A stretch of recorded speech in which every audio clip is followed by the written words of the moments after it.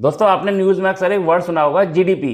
बताया जाता है कि इस साल की जीडीपी ग्रोथ 7% रही या 8% रही। तो आज इस वीडियो में हम यही समझेंगे कि ये जीडीपी क्या होती है, भारत की जीडीपी कितनी है और जीडीपी कैलकुलेट कैसे करते हैं। जीडीपी की फुल फॉर्म होती है ग्रॉस डोमेस्टिक प्रोडक्ट, और हिंदी में कहें तो सकल घरेलू उत्पाद। सकल मीन्स टोटल या ग्रॉस, घरेलू मीन्स अपने देश में या अपने घर में होने वाला, और उत्पाद मीन्स प्रोडक्शन, मीन्स अपने घर में अपने देश में प्रोड्यूस होने वाली goods and services. Goods means कोई भी फिजिकल प्रोडक्ट जो टेंजिबल है, मीन्स जिसे हम छू सकते हैं, और सर्विसेज मीन्स जो इंटेंजिबल है, जिसे हम छू नहीं सकते मगर जिसके बदले में पेमेंट करना पड़ता है। जैसे आप डॉक्टर को कंसल्ट करने के बदले में उसकी फीस देते हैं, ये एक सर्विस है। दर्जी कपड़े सिलता है, ये एक सर्विस है। नाई बाल काटता है, ये एक सर्विस है। टीचर पढ़ाता है, ये एक सर्विस है। जीडीपी कैलकुलेट करने में केवल वही गुड्स एंड सर्विसेज काउंट होती हैं जो देश की सीमा के अंदर प्रोड्यूस होती हैं। यदि कोई भारतीय कंपनी किसी और देश में कोई प्रोडक्ट बनाती है तो उसकी कीमत जीडीपी में काउंट नहीं की जाएगी। सपोज टाटा, बिरला या अंबानी किसी और देश में कोई प्रोडक्ट बनाते हैं या सर्विस देते हैं तो उसकी कीमत उसी देश की जीडीपी में काउंट होगी। और इसी तरह किसी दूसरे देश की कंपनी इंडिया में कोई प्रोडक्ट बनाती है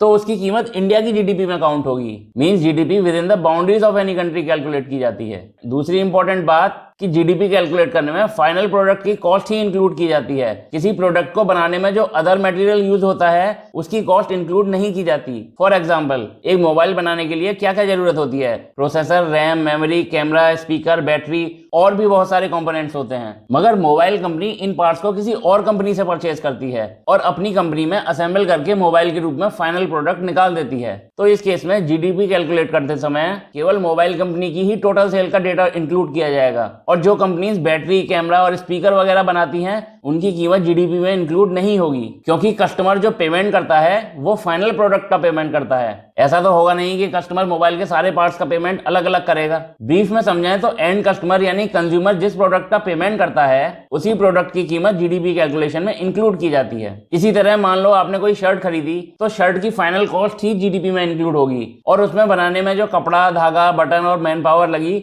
उसकी कॉस्ट इंक्लूड नहीं होगी। जीडीपी कैलकुलेट करने का फॉर्मूला है C + I + G + X - M। C का मतलब है कंजम्पशन, मींस फाइनल गुड्स और सर्विसेज की कीमत जो कस्टमर यूज करता है। I का मतलब होता है इन्वेस्टमेंट, मींस कोई कंपनी अपने बिजनेस में कितना इन्वेस्ट करती है। सपोज किसी कार बनाने वाली कंपनी ने कार बनाने के लिए कोई मशीन खरीदी तो उस मशीन को खरीदने में जो इन्वेस्टमेंट हुआ वही I के अंतर्गत आता है। G का मतलब होता है गवर्नमेंट एक्सपेंडिचर, यानी सरकारी खर्च, जैसे गवर्नमेंट एम्प्लॉइज की सैलरी, सेना के लिए हथियार खरीदना, रोड बनाना, स्कूल्स और हॉस्पिटल बनाना, इस टाइप के सभी खर्चे जी के अंतर्गत आते हैं। और एक्स और एम का मतलब होता है एक्सपोर्ट और इंपोर्ट, मींस निर्यात और आयात। एक्सपोर्ट में से इंपोर्ट की वैल्यू घटाकर जोड़ दी जाती है। बिल्कुल आसान भाषा में समझें तो मान लो कि किसी देश में पूरे साल में सिर्फ 10 मोबाइल ही बने और किसी भी वस्तु का प्रोडक्शन नहीं हुआ और एक मोबाइल की कीमत है 10,000 रुपए। उस देश की जीडीपी होगी 10,000 × 10 = 1 लाख रुपीज। हम जो न्यूज में सुनते हैं कि जीडीपी में 7% या 8% की वृद्धि हुई तो उसका मतलब है परसेंटेज जीडीपी ग्रोथ, मींस पिछले साल की तुलना में इस साल जीडीपी में कितने प्रतिशत ग्रोथ हुई।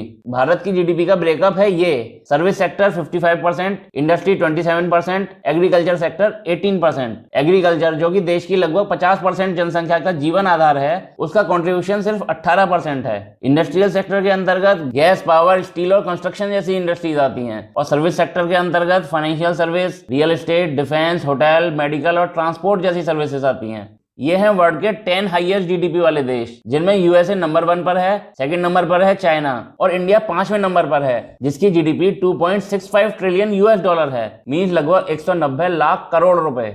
डेली लाइफ से जुड़ी ऐसी और भी जानकारी भरी वीडियोस देखने के लिए चैनल को सब्सक्राइब कर लीजिए।